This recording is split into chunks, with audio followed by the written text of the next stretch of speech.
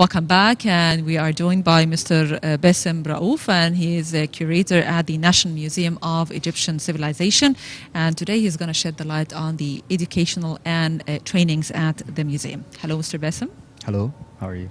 A very good day, Bassem, and it's a pleasure to have you with us in this wonderful place. And so of much. course, as Dina mentioned, you're a curator, cultural, educational, training activities. What did you start when you worked here in this museum, and how did you get to work in this museum for other youth like you, if they decide to work in such a wonderful place here in Egypt, to facilitate means for them to join such a wonderful place? First of all, I joined the museum here in November 2010. That's 10 years ago. 10 years ago, yes. How old are you? I'm 32. 32. Yes. You're So young. I just joined the museum. So you joined, you were 22 years old. Yeah, after I graduated. Right after you graduated. Yes, the What same did you year of the- graduate from? Ain Shams University, Faculty of Art, Archaeological Department. And how did you get? How did you join here? Actually, it came by chance. I joined here the museum stuff. I know some people, they work there. They told me you can come and join us. And I was graduated from Ain Shams University with a total degree, very good. So it was a very chance for me to join the museum because of the grade, of course. So I started joining here in 2010. I started to join the educational museum team. That's exactly when I started working. And how did you categorize it into cultural, educational, and training activities, the three together? The main topic, or the main job or the core of my job, it's the educational department. We are responsible for the kids and for the schools when they came to the museum. We take them in tours in the museum, and we start to link between what they took in their social studies and what they're going to see here in the museum. That's the core of my job.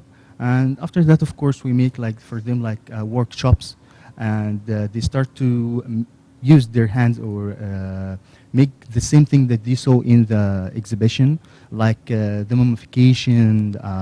They start to make pottery. All this stuff, they start to make it in the classrooms.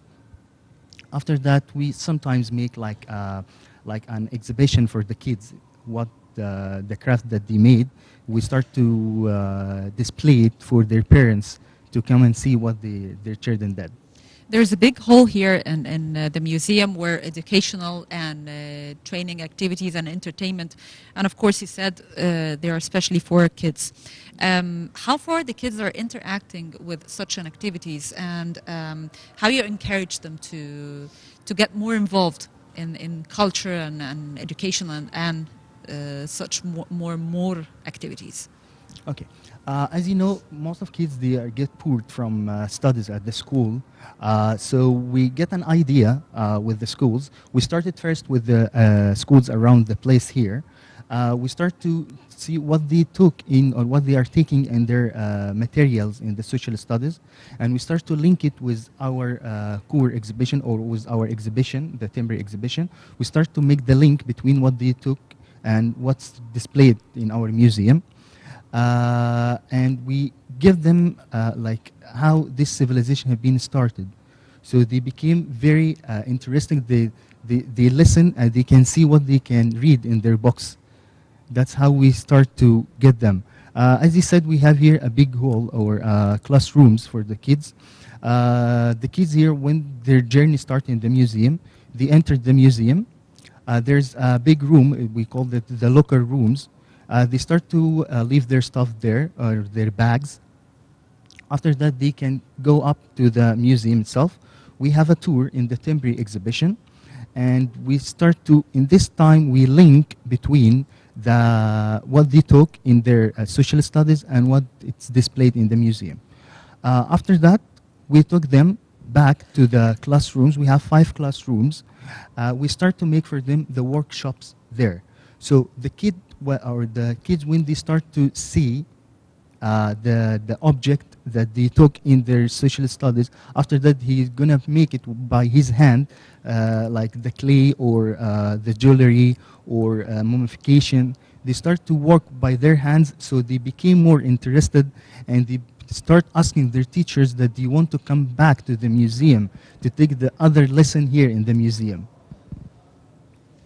Okay, Bassem, the Namek is located across a rare a natural lake called, of course, Ain al-Sira, where there is a future vision for it that includes many cultural and entertainment activities. How would these activities encourage youth to visit the museum? And of course, not only youth, but tourists as well. The lake here, it's a national lake. It used before for medication.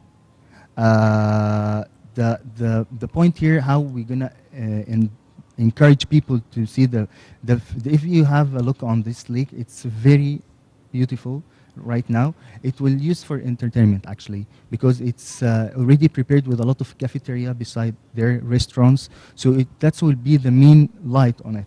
And it's away from the museum. It's not apart from the museum, the lake. We only have the view. But the lake itself, it's away from the museum. It's getting back to the government, the Cairo government. Okay. Let me ask you about the important event that's going to take place here, where the transfer of the royal mummies here. How do you teach the children about such an important event? How they receive the information about their royal mummies coming from place and to be displayed here? What kind of information you give the kids for such an event? What information? First, we're starting with the mummification, how the Egyptian made the mummification, and the importance of mummification. Why why the Egyptian mummify their bodies? Because they're believing in the afterworld. So we start to give them this information, and after that we make the topic interest in this part, especially as I told you with the workshop. We have like a mummy here. It's a replica, of course. It's not a real one. And the children start to make the same thing that the Egyptian made. They start to open their stomach and they start to take out their... so they use their hands in such yes. an operation. Of course, yeah. They use their hands. So they became more interested about this. So they would like to know more about this mummification. And also we are preparing right now like something like a summer school for the kids. They will came and we're going to give them like, it's not a homework, but to prepare some topics about what we are going to see next day. So it will be encouraging them also to read more about their civilization, about the Egyptian history. And as I told you, we start with the surrounding area or the school beside there to encourage them how it's important, the civilization, and this is your museum. How you need to protect them, you need to protect the civilization. And also not only kids, when we open the temporary exhibition, it's speaking about the handicrafts, 4 main topics of handicraft: jewelry, pottery, and textile, and wood. So in the opening, we bring the pottery maker. Here, it's around the museum. There's a lot of pottery maker. This is their original place, by the way, from Old Cairo. We bring them here in the museum, and they start to work by their hands in front of the kids. So also this is something to encourage these people around the museum, that this is your museum. You have to protect this museum. Okay, Bassem, back again, of course, to the activities that we encourage youth to visit the museum. Do you think that these events will serve as a forum for open dialogue, debate, and exchange of ideas among youth? I didn't get what you mean exactly. Changing ideas, discussing the concept of this museum, discussing the concept of the mummies and of the archaeological artifacts that we do have here in this museum. The idea of youths indulged in this process and the activities. Are you going to be facilitating this for youths? Of course, yeah, of course. Here, the museum is totally different from other museums. The other museums in Egypt, like the other museums here in Egypt, it's having the light on a specific era. But here, we are the civilization of Egypt, so we are going to speak about a lot of era. starting from the prehistory till the modern era, till the modern life we have right now. So it will be a different topics. This, of course, it will be encouraging people to know a lot about Egypt. Okay, Bassem, if you are responsible, for example, about a propaganda campaign about this place, what the first thing that's going to pop in your mind for making such an and promoting for this place? Related to kids or Whatever gets in your mind. Just a propaganda. Yeah. Social media. It's very important right now to have marketing on the social media because all of us right now using social media. So it's very, very important to use this. It's very important to make more the museum more have more facility or more easy to use the museum, like the virtual tours on the website for the museum. All these things it will give a very big push to the museum and to make a lot of marketing. It's very easy right now for us, all of us, on the social media, on Facebook, Twitter, or Instagram. We just have a look all the time. All of us, kids, adult, all people right now using social media. So it's a very, very, very important thing to go to this or to make a propaganda or a marketing for the museum through the social media. And we're already starting working on this right now. Okay, Bassem, the second level here in this museum includes a lecture hall with a capacity of 187 seats, conference room, educational classes, all related, of course, to your job. Yes. And to your what you're supposed to be specifically doing here. A hall for receiving children and a cafeteria and restaurant as well. What kind of education courses the museum will offer? As I said before, it will be the educational. We have a program right now. We are working on it with the schools to prepare an agenda that will be delivered to the kids according to their ages. We start working from 5 years old kids till the adults in the university. We have an agenda we're preparing right now with my colleague about the topics that it will be held. And regarding the hall, which is the lecture hall, this lecture halls, it's not only for kids. It's made originally for educating the staff in the museum, and also if we're going to make a lecture for the universities or they want to rent this place. So this lecture hall, it's not only made for the kids. The kids area, it's only the 5 classrooms, as you said, and also the preparing room, which we call the locker rooms. Well, Mr. Bassem, Dina, sorry, before yeah. you wrap up, I just wanted to ask him one more question. Okay. As an intellectual youth that I'm really proud of to have here in Egypt and to work in a very reputable place like the place we are in, how do you see, of course, the very important event that's going to be taking place, which is the Pharaoh's Golden Parade that's going to be moving from the Egyptian Museum in Tahrir to here at the Namek? It will be actually... How do you witness it? How are you foreseeing it?